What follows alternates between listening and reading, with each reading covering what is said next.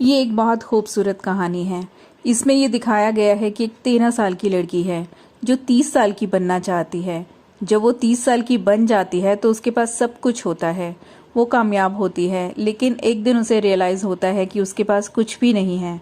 इस कहानी की सबसे खूबसूरत बात यह है कि 13 साल से 30 साल की जर्नी में उस लड़की को कुछ भी याद नहीं रहता। ये समय है सन 1987 का, जहाँ पर एक लड़की होती है जिसका नाम जेना है। ये 13 साल की है, ये स्कूल में पढ़ती है। इस स्कूल में और भी लड़कियां हैं जिनमें 6 लड़कियों का एक ग्रुप होता है और उनकी लीडर है टॉम टॉम। जेना भी इस ग्रुप में शामिल होना चाहती है, वो इनके जैसा ही बनना चाहती है, लेकिन वो लोग जेना को ज़्यादा भाव नहीं देते। जेना का एक दोस्त है जिसका नाम है मैटी। मैटी और जेना बहुत अच्छे दोस्त हैं, लेकिन जेना मैटी पर बहुत ज़्यादा ध्यान नहीं देती, लेकिन मैटी जेना से बहुत प्यार करता है। मैटी को फ़ोटो खींचने का बहुत शौक होता है, इसलिए वो हर वक्त फ़ोटो खींचते रहता है। टॉम टॉम और उसके दोस्त मैटी को बंदर कहकर बुलाते हैं, क्योंकि मैटी देखने में मोटा होता है और स्मार्ट नहीं होता। आज जेना का बर्थडे है और टॉम टॉम उसके पास आती है। टॉम टॉम जेना से कहती है कि मैंने क्रिस को बर्थडे में आने के लिए मना लिया है। दरअसल जेना के लिए ये बहुत बड़ी बात है कि टॉम टॉम और उसकी दोस्त उसकी पार्टी में आए, लेकिन टॉम टॉम कहती है कि हमें एक प्रोजेक्ट मिला है जिसे हमें करना ही होगा, इसलिए हो सकता है कि हम पार्टी में ना आ पाएं। दरअसल टॉम टॉम की एक चाल होती है, वो चाहती है कि उसके इस प्रोजेक्ट को जेना पूरा करे। जेना भी बिल्कुल वैसा ही करती है, वो कहती है कि तुम्हारे प्रोजेक्ट को मैं पूरा कर दूंगी। इस बात पर टॉम टॉम और उसके फ्रेंड जेना की बर्थडे पार्टी में आने के लिए रेडी हो जाते हैं। एक दिन जब जेना और मैटी स्कूल से वापस आ रहे होते हैं, तब जेना मैटी से कहती है कि मैं टॉम टॉम और उसके दोस्तों जैसी बनना चाहती हूँ, और तुम देख लेना एक दिन मैं बिल्कुल वैसा ही बन जाऊंगी और उनके ग्रुप में शामिल हो जाऊंगी। मैटी जेना को कहता है कि तुम जैसी हो वैसी ही अच्छी लगती हो, लेकिन जेना मैटी से कहती है मैं जैसी हूँ वैसी नहीं रहना चाहती। अब जेना अपने घर आती है और वो वियर्ड सा ड्रेस पहन लेती है। तभी वहाँ पर उसकी माँ आ जाती है और वो कहती है कि तुम मैगजीन की लड़कियों की तरह नहीं बन सकती, तुम जैसी हो वैसी ही अच्छी लगती हो। मैगजीन में मॉडल्स की तस्वीरें होती हैं जिसे सारी दुनिया देखती और पढ़ती है। जेना भी उन्हीं की तरह बनना चाहती है, वो अपनी माँ की बात नहीं सुनती। अब रात होती है। मैटी जेना के लिए खूबसूरत गिफ्ट लेकर आता है। दरअसल वो पिछले 3 हफ्तों से जेना के लिए खूबसूरत गिफ्ट बना रहा होता है। जेना मैटी से पूछती है कि ये क्या है। मैटी कहता है कि तुम्हें डॉल हाउस चाहिए था ना। जेना कहती है हाँ। मैटी कहता है कि मैंने डॉल हाउस बनाया है। दरअसल मैटी ने एक डॉल हाउस बनाया होता है जिसमें जेना की अलग अलग तस्वीरें और उसकी पसंद की चीजें होती हैं। इसके साथ ही मैटी जेना को एक मैजिक डस्ट भी देता है। वो कहता है कि इस डस्ट के बाहर ये लिखा हुआ है कि जो भी तुम चाहती हो इस डस्ट को पता चल जाता है और तुम्हारी जिंदगी में वो सच हो जाता है। मैटी उस मैजिक डस्ट को डॉल हाउस के ऊपर रख देता है। तभी डोरबेल बजती है। जेना समझ जाती है कि टॉम टॉम और उसके दोस्त आ गए हैं। वो मैटी का गिफ्ट जल्दी से स्टोर में रख देती है, क्योंकि वहां पर उसके और भी खिलौने होते हैं। वो बाहर दरवाजा खोलने जाती है। वहां पर टॉम टॉम और उसके सारे दोस्त होते हैं। साथ ही वो लड़का और उसके 2 दोस्त भी होते हैं जो कि क्लास का सबसे स्मार्ट लड़का होता है, और ये सब अंदर आ जाते हैं। वहां सब लोग खड़े होते हैं। मैटी गाना बजाकर आंख बंद करके दीवानों की तरह नाच रहा होता है। उसे टॉम टॉम और उसके दोस्तों से कोई मतलब नहीं होता। वो बहुत खुश होता है क्योंकि आज जेना का बर्थडे है। तभी वहां पर टॉम टॉम आती है और प्लेयर से कैसेट निकाल लेती है और कहती है कि बेटा अब घर जाकर नाचना। जेना भी कुछ नहीं कहती, तो मैटी को लगता है कि शायद मुझे अब चले जाना चाहिए। जेना कहती है कि जाओ, मैं तुम्हें नहीं रोकूंगी, मैं कौन सा तुम्हारी मॉम हूँ। और ये सुनकर मैटी बाहर चला जाता है। जेना इसलिए ऐसा कहती है क्योंकि वो टॉम टॉम और उसकी सहेलियों की तरह से कूल बनना चाहती है, लेकिन असल में वो ऐसी है नहीं। अब टॉम टॉम जेना को कहती है कि चलो हम लोग एक गेम खेलते हैं। वो जेना की आंखों पर पट्टी बांध देती है और कहती है कि इस रूम में एक लड़का आएगा और वो तुम्हारी आंखों की पट्टी खोलेगा, और जानती हो वो लड़का कौन है? वो लड़का क्रिस है। टॉम टॉम जेना की आंख पर पट्टी बांधकर उस जगह पर बिठा देती है जहां पर उसके बहुत सारे टॉयज पड़े होते हैं, और बाहर ये दिखाया जाता है कि टॉम टॉम और उसके दोस्त खाने का सामान उठाते हैं और बाहर जाने लगते हैं। और तभी वहां पर मैटी भी आ जाता है। मैटी उनसे पूछता है कि ये क्या हो रहा है, तो टॉम टॉम कहती है कि जेना तुम्हारा इंतजार कर रही है। मैटी वहां पर जाता है और देखता है कि जेना की आंखों पर पट्टी बंधी है। मैटी के कदमों की आहट सुनकर जेना को लगता है कि क्रिस आ गया। जेना कहती है कि मुझे लगा था कि तुम नहीं आओगे, और मैटी उसके सामने बैठ जाता है। वो दोनों एक दूसरे का हाथ पकड़ लेते हैं और मैटी जेना को किस करने ही वाला होता है कि तभी जेना के मुंह से क्रिस का नाम निकल जाता है। मैटी कहता है कि मैं क्रिस नहीं मैटी हूँ, और जेना जब अपनी आंखों से पट्टी हटाती है तो देखती है कि उसके सामने क्रिस नहीं मैटी बैठा है। जेना मैटी से पूछती है कि बाकी सब लोग कहाँ गए। मैटी कहता है कि वो लोग चले गए। इस बात से जेना को बहुत दुख होता है। वो कहती है कि जरूर तुमने कुछ किया होगा। मैटी कहता है कि मैंने ऐसा कुछ नहीं किया। जेना अंदर से दरवाजा बंद कर लेती है और वहीं पर बैठ जाती है और कहती है कि मुझे किसी से प्यार नहीं है, मैं अपने आप से भी प्यार नहीं करती। मैटी कहता है कि मैं तुम्हारा फेवरेट सॉन्ग बजाता हूँ, लेकिन जेना कुछ नहीं सुनती। वो कहती है कि मैं एक 30 साल की खूबसूरत कामयाब इंसान बनना चाहती हूँ, और वो फिर से अपनी आंखों पर वही पट्टी लगा लेती है। वो बार बार यही बोलती है कि मुझे 30 साल की खूबसूरत औरत बनना है। उसका सर पीछे लगे सेल्फ पर लगता है और उस सेल्फ पर वही घर होता है जो उसके दोस्त मैटी ने उसे बनाकर दिया होता है। मैटी ने उस मैजिक डस्ट को भी उस घर पर बिखेर दिया था, जिसके पैकेट के ऊपर ये लिखा था कि इससे आपकी सभी विश पूरी हो जाएंगी। और जेना का सर सेल्फ पर लगने से वो डस्ट उसके ऊपर गिर जाती है, और जब जेना अपनी आंखें खोलती है तो देखती है कि वो एक शानदार से घर में है। ये घर जेना का नहीं होता। जब वो शीशे में अपने आप को देखती है तो डर जाती है, क्योंकि वो बड़ी हो चुकी है। जीना को कुछ भी याद नहीं होता कि वो बड़ी कैसे हो गई। वहाँ टेबल पर कुछ लेटर्स पड़े होते हैं जो जेना के नाम पर होते हैं, यानी कि ये घर जेना का ही होता है। जब वो उन लेटर्स को देख रही होती है तभी वहाँ पर एक आदमी आता है जो कि पहले से ही उस घर में होता है और नहा रहा होता है। जेना उस आदमी को नहीं पहचानती, और जब वो आदमी उसके क्लोज आने की कोशिश करता है तो जेना घर छोड़कर भाग जाती है, क्योंकि उसे कुछ भी याद नहीं होता कि वो 13 से 30 साल की कैसे हो गई। अब जेना नीचे जा रही होती है तो वहां पर एक लड़की उसका इंतजार कर रही होती है, जिसका नाम लूसी है। वो उसके साथ काम करती है। जेना और लूसी बहुत अच्छे दोस्त हैं, और अब वो उस मैगजीन की, जिसका नाम पॉइज है, जो मैगजीन जेना की फेवरेट मैगजीन थी, वो उसकी एडिटर बन चुकी है।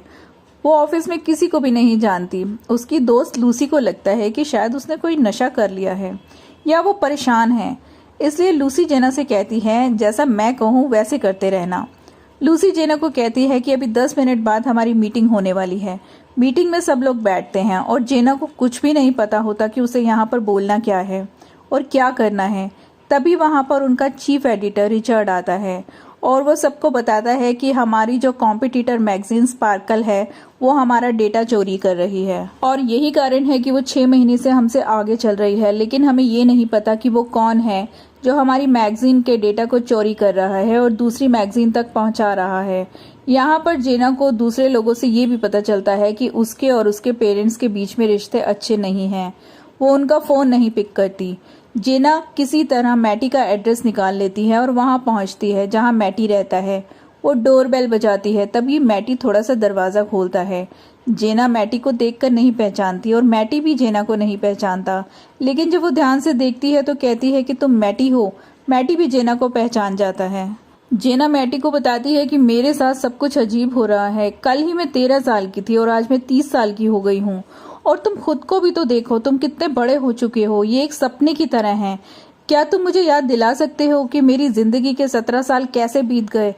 मैटी कहता है कि मुझे तुम्हारे बारे में कुछ भी नहीं पता, क्योंकि हाई स्कूल के बाद मैं तुमसे कभी मिला ही नहीं। हम अब दोस्त नहीं हैं। और इसके साथ साथ मैटी अपने हाई स्कूल की फोटो भी दिखाता है, जिसमें वो देखती है कि वो टॉम टॉम और उसके ग्रुप के साथ होती है। मैटी जेना को बताता है तुम तो उनके ग्रुप की लीडर थी, और साथ ही साथ वो लड़का जो उसके बर्थडे पर आया था वो भी उसके साथ होता है। यानी कि उसने जो कुछ अपनी जिंदगी में सोचा था वो सब कुछ जेना ने पा लिया, लेकिन अपने दोस्त मैटी को खो दिया। यहाँ पर जेना को ये भी पता चलता है कि टॉम टॉम वही लड़की है जो आज उसके साथ काम करती है और जिसका नाम लूसी है, और वो दोनों अब दोस्त हैं। मैटी वहां से जाने लगता है। जेना कहती है कि आज मेरे ऑफिस में पार्टी है, वहां तुम्हें आना होगा। मैटी कहता है कि ठीक है, मैं जरूर आऊंगा। रात को जब जेना पार्टी में जाती है तो उसका बॉस कहता है कि मेरा सारा प्लान बर्बाद हो गया। लोग पार्टी को एंजॉय नहीं कर रहे हैं और सब लोग यहाँ से जाते जा रहे हैं। कुछ तो करना होगा। तभी जेना डीजे के पास जाती है और कहती है कि माइकल जैक्सन का स्मूथ क्रिमिनल बजा दो, क्योंकि ये वो सॉन्ग था जिस पर जेना बचपन में डांस किया करती थी। वो वहाँ पर डांस करना शुरू कर देती है। लेकिन वो देखती है कि अभी भी लोग दूर दूर खड़े होते हैं। तभी वहां पर मैटी आ जाता है। वो मैटी को कहती है कि तुम भी मेरे साथ डांस करो। मैटी अब डांस नहीं करता, लेकिन जेना के कहने पर वो डांस करने आ जाता है। वो दोनों डांस करना शुरू कर देते हैं और इन दोनों को देखकर वहां पर जितने भी लोग होते हैं सबके सब डांस करना शुरू कर देते हैं और वो पार्टी हिट हो जाती है। एक दिन जेना अपनी बचपन की दोस्त टॉम टॉम से, जिसका नाम अब लूसी है, एक रेस्टोरेंट में बैठी होती है और जब वो रेस्टोरेंट से बाहर निकलती है तो सड़क के दूसरी ओर वही इंसान होता है जो जेना के घर पर था, जिसे जेना नहीं पहचानती। वो जेना को आवाज लगाता है। जेना लूसी से पूछती है कि ये कौन है। लूसी कहती है कि ये तुम्हारा बॉयफ्रेंड है। और तभी वहां पर जेना का दोस्त मैटी भी आ जाता है। मैटी के साथ उसकी मंगेतर भी होती है, यानी कि मैटी की अब कुछ ही दिनों बाद शादी है। इस बात से जेना को थोड़ा अजीब लगता है, लेकिन उसको समझ नहीं आता कि वो आखिर क्या कहे। यहाँ पर जेना का बॉयफ्रेंड भी आ जाता है। मैटी और उसकी मंगेतर वहां से चले जाते हैं। जेना का बॉयफ्रेंड लूसी से कहता है कि क्या मैं तुम्हारी फ्रेंड को तुमसे चुरा सकता हूँ।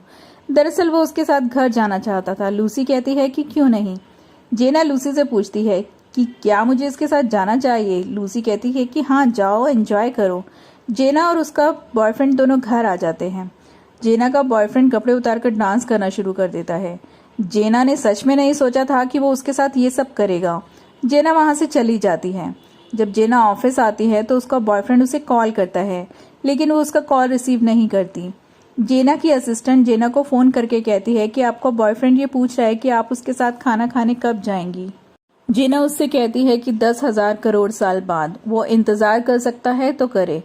यहाँ पर जेना के ऑफिस में एक पार्टी होती है। इनका बॉस ये बताता है कि स्पार्कल अब हमसे और भी आगे जा चुकी है। अब हमें पॉइस मैगजीन को रीडिजाइन करना पड़ेगा। उनमें से एक स्टाफ कहता है कि ये करना इतना आसान काम नहीं है।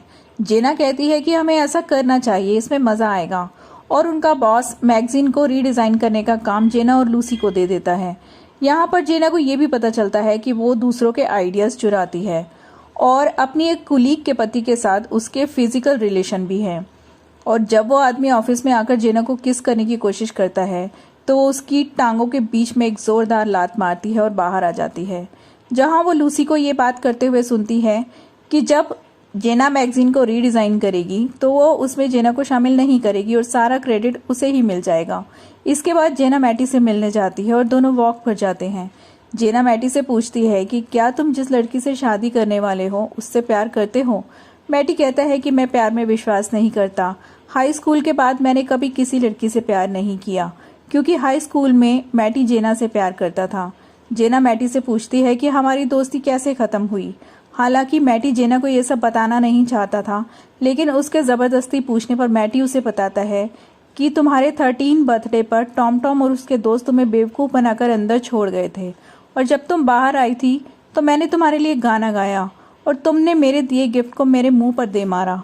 मैंने तुम्हारे लिए इस गिफ्ट को कितनी मेहनत से बनाया था। जेना को इस बात का बहुत अफसोस होता है। वो उसे सॉरी कहती है, लेकिन मैटी कहता है कि अब इन बातों का कोई फायदा नहीं है, ये बहुत पुरानी बातें हो चुकी हैं। जेना कहती है कि अब मेरा कोई भी फ्रेंड नहीं है, मैं अपने माता पिता से भी बात नहीं करती। अभी एक मैरिड मैन मुझसे मिलने ऑफिस में आया था और वो मुझे किस कर रहा था। शायद अब मैं एक अच्छी इंसान नहीं रही। और जेना वहां से दुखी होकर चली जाती है।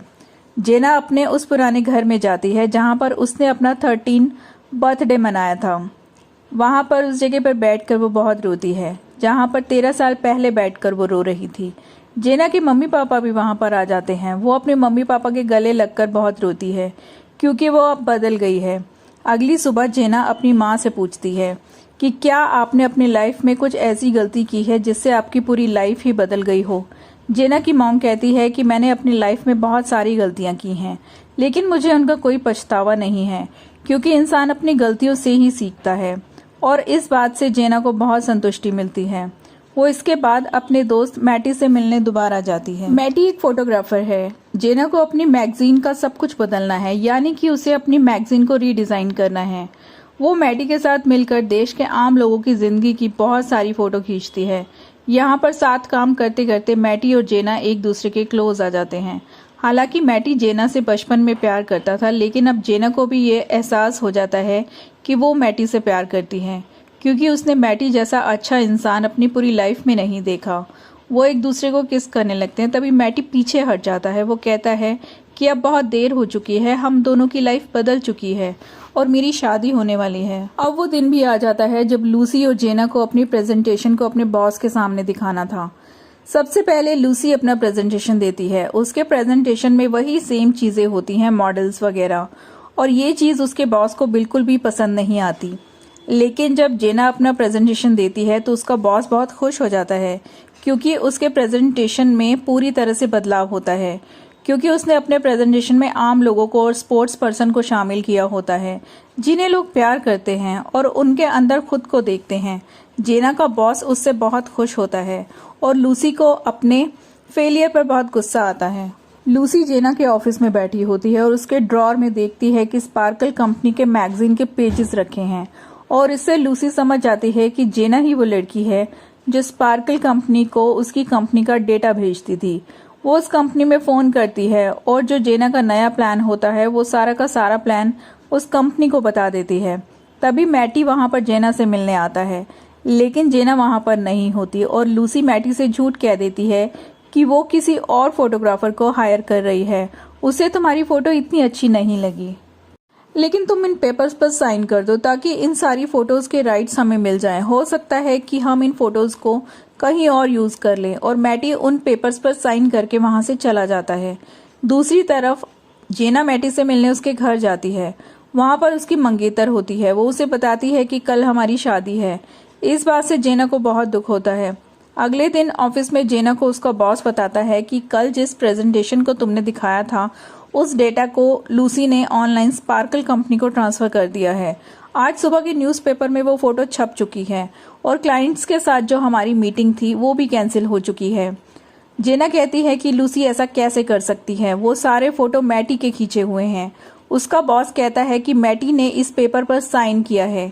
जेना लूसी के पास जाती है तो वो कहती है कि मैंने सारे डिजाइन्स उन लोगों को भेज दिए हैं, क्योंकि अगर मैं ऐसा नहीं करती तो तुम ऐसा कर देती।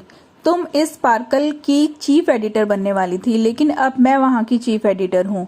लूसी जेना को ये भी बताती है कि मैंने मैटी से कह दिया था कि तुम किसी और फोटोग्राफर को हायर कर रही हो। जेना वहां से सीधा मैटी के घर जाती है। आज मैटी की शादी है। जेना मैटी के कमरे में जाती है जहां पर वो तैयार हो रहा होता है। वो मैटी को बताती है कि लूसी ने जो कुछ भी तुमसे कहा वो सब झूठ है। मैटी कहता है कि मैं जानता हूँ और मैं उस पर कभी भी विश्वास नहीं करता। जेना मैटी से कहती है कि अब मैं पूरी तरह से बदल चुकी हूँ, मैं ऐसा कभी नहीं बनना चाहती थी। मैटी कहता है कि मैं जानता हूँ। मैटी जेना को वो डॉल हाउस देता है जो उसने उसके 13वें बर्थडे पर दिया होता है। दरअसल मैटी ने उस डॉल हाउस को आज तक संभाल कर रखा होता है। जेना उसे पाकर बहुत खुश हो जाती है और कहती है कि मैं तुमसे बहुत प्यार करती हूँ और तुम हमेशा मेरे बेस्ट फ्रेंड रहोगे। मैटी कहता है कि मैंने अपनी जिंदगी में सिर्फ तुमसे प्यार किया है, लेकिन अब हम दोनों की जिंदगी बहुत आगे बढ़ चुकी है। मैंने अपना जीवन साथी चुन लिया है और तुम्हारी जिंदगी भी अलग है। जेना वहां से चली जाती है और अपने पुराने वाले घर के बाहर बैठ जाती है। उसके सामने वही डॉल हाउस होता है जो मैटी ने उसे बनाकर दिया होता है। वो अपनी आंखें बंद कर लेती है। जब वो अपनी आंखें खोलती है तो 1987 में पहुंच जाती है, यानी कि अपने बचपन में, अपने 13th बर्थडे पर। वो अपने कमरे से बाहर जाती है और मैटी को गले लगा लेती है। जब ये दोनों सीढ़ियों से ऊपर जा रहे होते हैं तो वहां से टॉम यानी कि लूसी आ रही होती है। उसकी नजरों में जेना के लिए कोई रिस्पेक्ट नहीं होती। जेना को भी अब इन सब बातों से कोई फर्क नहीं पड़ता। टॉम के हाथ में एक कोल्ड ड्रिंक होती है। जेना उस कोल्ड ड्रिंक को उसके कपड़ों के ऊपर गिरा देती है और कहती है कि तुम गलत तरीकों से कभी भी तरक्की हासिल नहीं कर सकती, और वो मैटी का हाथ पकड़कर ऊपर चली जाती है। अब ये दिखाया जाता है कि जेना और मैटी जवान हो चुके हैं और दोनों की शादी है, यानी कि सब कुछ बदल चुका है और ये कोई सपना नहीं, उनकी रियलिटी होती है। और इस तरह से इस कहानी की हैप्पी एंडिंग हो जाती है।